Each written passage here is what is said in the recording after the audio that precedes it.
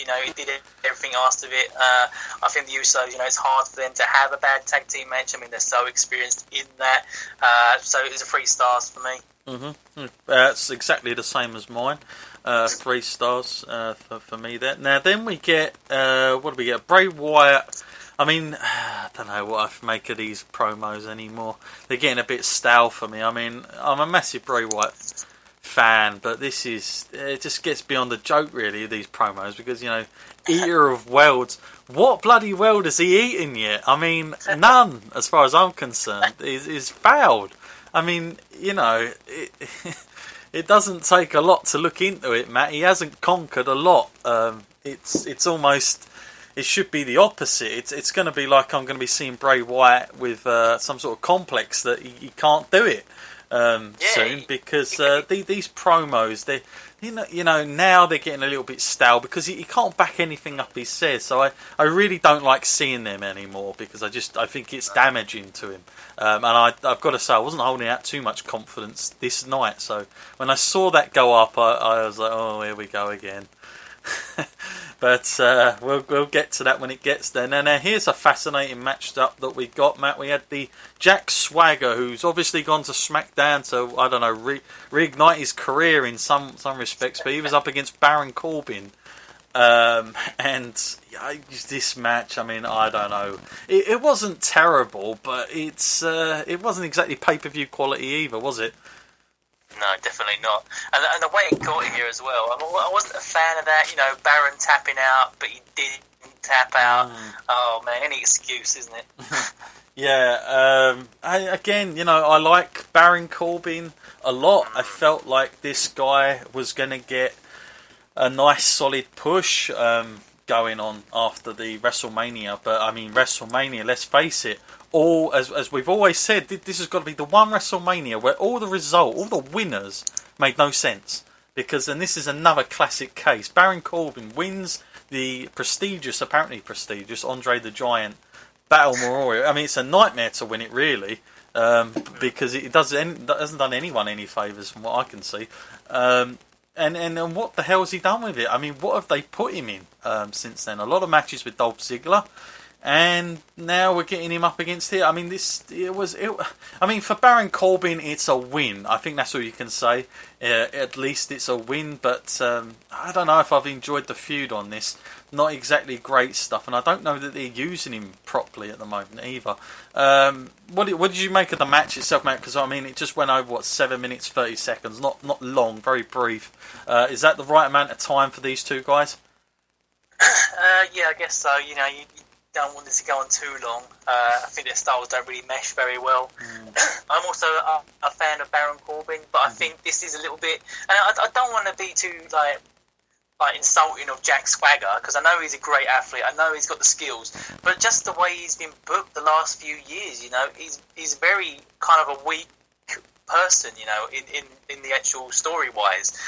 You don't really hold out much hope for this guy, and the fact that Baron has to fight him after Baron's been put through one guy after the next that doesn't really have a future is kind of just delaying the inevitable, you know. Like, Baron's on a very slow rise. Yeah, I mean, it's not the bad that it's the slow ride, but it's not exactly great either. To that. So yeah, I mean, I don't know. I mean, if it's any good or not, but it certainly wasn't, you know, tremendously great. Okay, let's go to the next match, Matt. I take it you're still there. Oh yeah. Yep. Did I cut out? Did I? Yeah, just cut out for a little bit. Oh yeah, sorry. Yeah. Anyway, that was a 2.5 for me, that last one. Yeah. I didn't actually get to sum that up. Actually, yeah, 2.5. 2.5 from me as well there, because yeah, I mean, it had the right result, but because I haven't seen anything from Swagger that makes me think that he's. I don't know what you do with Jack Swagger. I mean, just to touch on him, Matt, what would you do with Jack Swagger? A guy that's been in the company for a long time. He's held the belt. I mean, yeah, he's had moments. Probably cut out. I was saying that I think, you know, he's been to the top, but, you know, the way they booked him over the last few years, it's just hurt his career so bad that, you know, he's nothing but a glorified jobber now. Yeah. Yeah, unfortunately, that's what seems to be happening. It's the reboot that they're trying to do with him. I'm not sure it's going to... I definitely don't see him as a babyface worker. I don't know what you think about that, Matt, but it doesn't really ooze enough for me of that charisma. I don't know. I don't think he's a great talker. I think, if I'm honest, Jack Swagger was probably best when he was with Zeb Coulter and all that stuff was going on. But then I could say the same about Cesaro as well, is that, at least back then, both those guys, okay, Swagger weren't being cheered, but Cesaro was well over with the fans. I mean, they couldn't wait for that to happen, for that change to happen. It's just a shame it didn't go anywhere. Next up, Matt, we have, what we spoke about earlier, which was considered down as a career versus title match. The Miz versus Dolph Ziggler. And, it's been a pretty decent feud. Like, I've enjoyed it. As I've said before, as I said earlier in the podcast, I've enjoyed Miz's work this year. Ziggler, I think I said it last time, is that on the last pay-per-view we done, Matt, we said he'd gone from the main event, facing off against Dean Ambrose, to losing the Intercontinental bout against The Miz last month, and here we see him back in a rematch with his career on the line almost, and it's the Intercontinental level, but I suppose this is where WWE sees Ziggler, much like they do The Miz. Your thoughts on this match, Matt? Because I've got to say I was very impressed with it. Yeah, I was kind of worried going into this. First of all, before the pay-per-view started, I had it in my mind for sure that the best outcome, as tough as it might be to hear this, I thought the best outcome would be The Miz winning. The Miz winning, Dolph Ziggler, parting his ways, be it that whether he comes back with a new gimmick or whether he moves on to pastures new, because people have done it with great success in the past. Drew Galloway left, and now he's definitely, his career's had a resurgence, and he's now considered the top guy. I thought Dolph Ziggler can walk into any company anywhere and be their top guy, and I think it's kind of a shame when it doesn't work out that way, because I know it's great to be part of the WWE, whether you're mid card or top card, but I think there has to be some part of you that wants to be the top. And I know Intercontinental was great, and he's got a huge history, but it's not the top. I think even if you go to another company for a few years and then become the top guy, you come back with a new kind of momentum behind you when you come back to WWE. I would have liked to have seen that, but the match itself, I've got to say, I was hugely impressed. I think they both put tremendous effort into it, and you can see why WWE would be keen to hold on to Dolph Ziggler, because when he pulls off matches like this, you can't argue with the fact that he definitely deserves a place in WWE. Yeah, I definitely think so. Very underutilised, Dolph Ziggler. I mean, they tried to revamp him a few times, and it just hasn't panned out. And for whatever reason, I mean, in a lot of respects, I think that the title match that he had against Dean Ambrose, in a way, it kind of hurt him a little bit to have that match, because he was always going to be losing. And they done it in a way, they didn't finish that match where it was like Ziggler put everything on the line to win it, like it should have been.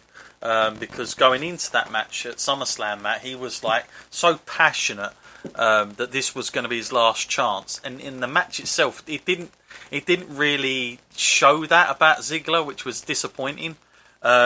So in a lot of ways, I felt like that match slightly damaged Ziggler, and it told me that he has a glass ceiling, that he's not going to go past that anymore. So the only way was down, and of course you've got to find your groove. You can either go one way or the other. But the match itself, as Matt said, I was really impressed. I mean, there was a lot of false finishes, but I've got to say I didn't know which way this was going by the end of it, which is always good. When you're watching these things, especially as much as we do, Matt.